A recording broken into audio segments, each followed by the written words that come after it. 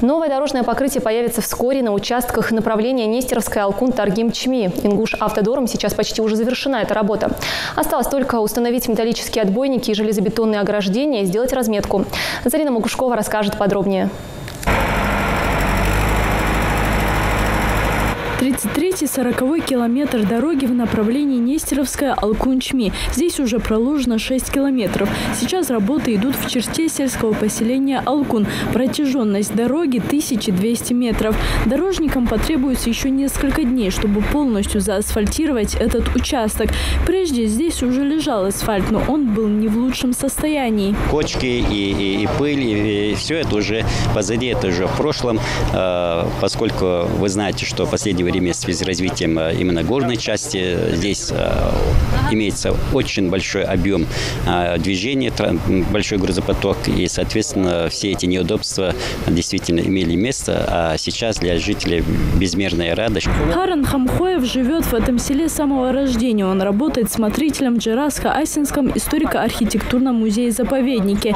По долгу службы ездить по горным дорогам приходится очень часто и подолгу. Поэтому таким работам Харан очень рад, ведь езда по ровному асфальту, как правило, экономит время и бережет машину. Жили здесь в поле.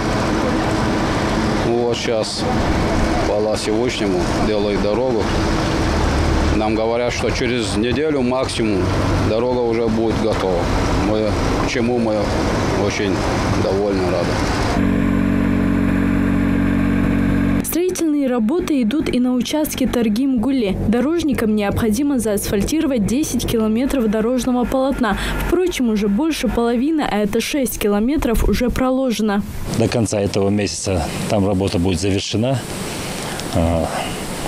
Значит, дорога там 4-й категории, 7 метров ширина асфальта, 9-10 ширина земельного полотна. Это самый сложный участок, ведь здесь много поворотов, спусков и подъемов. Кроме местных жителей, здесь проезжают многочисленные отдыхающие и туристические группы из различных уголков России и даже из-за рубежа. Поэтому качество этой дороги на первом месте. Автодором периодически проводится надзорная работа за качеством строительного материала, вообще за качеством стройки самого объекта.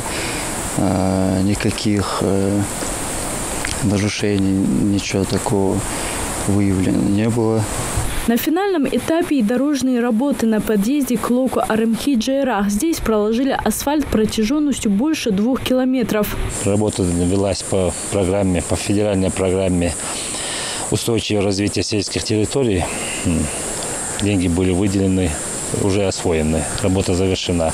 Значит, по просьбе жителей сельского поселения Арымхи, главе республики, и по указанию главы дорога будет продолжена около 2 километров еще до конца этого месяца.